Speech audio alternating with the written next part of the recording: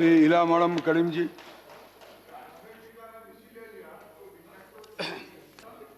Thank you, sir. I'm sorry, I cannot support this thank-giving motion. As we all know, the world is going through a very tough situation as the COVID-19 pandemic started its spread. Our nation is not alienated from its adverse effects. Our economy has fallen to the lowest ever mark during this time.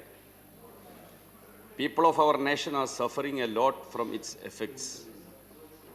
Implementing people-centric welfare policies are the only way for our nation to come out from this chaos. But we have a government which has nothing to offer for wiping the tears of common people. Sir, all of its policies are intended only to appease corporates and implements its communal agenda and thereby divide the people. I am sorry to say that address by the Honorable President has failed miserably in portraying the real picture of the present India. That is why I am opposing this motion. Today, India is witnessing the historic protest of the farmers against the 3 farm laws pushed by the Union government and passed by this Parliament, toppling all the parliamentary procedures and conventions. Braving intense repression in the midst of severe cold wave conditions, lakhs of farmers are gathered in different borders of Delhi and are continuing their peaceful protest since last 2 months. The call for this ongoing historic struggle was given by more than 500 Kisan organizations from all over the country under the banner of Samyukta Kisan Morcha. Many of us had opposed these agri laws and requested the government to refer these bills to select committee or parliamentary standing committee. It was rejected then by the government. The agri laws, they are being enacted in the parliament without proper consideration or taking into confidence of the opposition parties. We all know, we are witnessing of what had happened in this August House during the passage of these bills. Government is still not ready to accept the genuine demand of the farmers, even after more than 150 farmers lost their lives in the numbing cold. Many of the farmer leaders are booked with fake charges in connection with the unfortunate incident taken place on 26 January, which was unequivocally condemned by all the organizers and opposition parties also, who are part of the peaceful protest. Sir, government is trying to weaken this democratic protest by perpetuating violence and using force. Even the electricity and water supply to the protest spot are being disconnected by the government. I urge the government to yield the demands of farmers and should withdraw the farm laws immediately.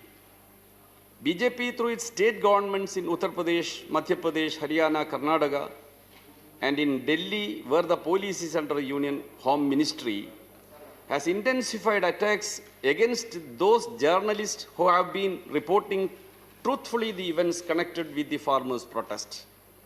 Such efforts to intimidate and terrorize journalists has been going on for some time under the BJP administrations in many cases.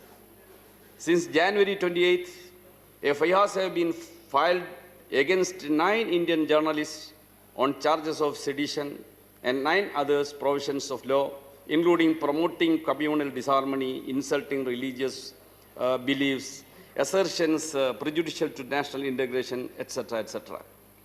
Reputed senior journalists and parliament member like Shashi Tharoor have been slipped with these charges on the basis of their personal tweets and social media. This is reprehensible and remarks and smacks of efforts of browbeat intimidate and harass the media. Once again, I would like to mention about our economic situation. Contrary to all propaganda and spin by the government of economic rebound, the reality is the GDP contraction continues to plunge and is now, according to the official data, is minus 7.7 whole for the fiscal year of 2021. Even now, this government is continuing with its fake propaganda of growing economy and 5 trillion economy. I would like to remind them only one thing, that India is now running behind even many of the underdeveloped economies in the world. At this time of economic situation, the government is talking about V-shaped recovery and growth and 5 trillion economy like that. And they expect 11% GDP growth in the next financial year. It is amazing. In this situation, these are actually things that make mockery of the people. As opined by all the economists, government should come up with the policies that would help in reaching money to the poor people and providing employment to them, which is not happening under this regime. Sir, unemployment is the biggest issue which is being faced by our nation.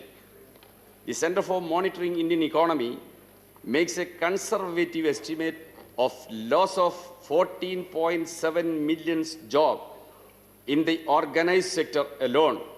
Of these, 9 million are graduates and postgraduates. These constitute 13% of the share of the total employment market. Such a massive job loss among the educated young Indian is a bleak indicator of Indian future. The employed mass constitutes 31% of the total employment. Among these, 71% has lost their jobs in this time. All these are in addition to the destruction in informal sector and large-scale loss of livelihoods for crores of people. When the BJP was campaigning for election in the year of 2014, it has offered to the people of India creating 2 crores new jobs every year. They are not talking about it anymore. After 6 years of this government, we are watching similar number of jobs being lost every year. On top of the unprecedented miseries mounted on people's lives and livelihood by a pandemic, the unplanned and unprepared lockdowns, comes the crippling rise in the price of essential commodities, worsening the plight of the people. The price of petroleum products, petrol and diesel have been continuously hiked. This pushes up the overall inflationary spiral due to increase in transportation costs. India today has the highest rate of taxes on petroleum products in the world. The central government is garnering resources at the expense of people's misery. On top of this comes the massive hike in the price of cooking gas cylinder. Between November and December 2020, the cost of one gas cylinder has increased by rupees 100. The miseries imposed due to the pre-pandemic economic slowdown has worsened during the course of this year. Prime Minister and his government seem totally unconcerned about the imposing further burdens and miseries on the people. Sir, the latest National Family Health Survey has confirmed the fact worsening malnutrition of Indian people, particularly alarming being that of children. The World Hunger Index has already shown India is a country among most hungry people in the world. 80% of India's children are estimated to be anemic, which is a high rate, stunting and wasting. This government, which is doing nothing on this, ruining the future of this nation. This is a government which is doing everything possible for systematic undermining our constitution. This is coupled with BJP's objective of further sharpening communal polarization in order to consolidate their communal support base and change character of Indian Republic. We have witnessed how this government abrogated Article 370 and withdrew the status of state of Jammu and Kashmir. How this government passed a Citizenship Amendment Act. Most of the existing labor laws have been repealed and replaced by 4 labor codes, bulldozed in the last monsoon session of the Parliament. Almost all the beneficial provisions relating to the rights and protection of the workers and those related to regulation and control on employers are either substantially diluted or removed together. These codes seek to convert workers into slaves. In the same way, BJP ruled states are also doing such anti-constitutional legislations. I am concluding, sir. UP government have enacted laws prohibiting what they call love jihad, in simple words, an act banning interfaith marriages. It has provisions which leads to arrest, detentions of such interfaith couples. These laws are a direct affront to the Indian Constitution that gives the right consenting adults, irrespective of the caste or creed, to enter into a marriage of their choice. This constitutional guarantee is being nullified. Thank you. About this, our public sector undertakings are to be sold. Some of our ministers are sales managers, not ministers. Our prestigious public sector undertakings in insurance sector, oil sector, steel sector, all are going to be sold. These policies definitely will ruin our country. Nothing of the people's concern has not reflected in the speech of Honorable Rashtrapati. So the thanksgiving once more opposed. Thank you. Thank you. The House stands adjourned till 9 a.m. on Thursday, the 4th February 2021.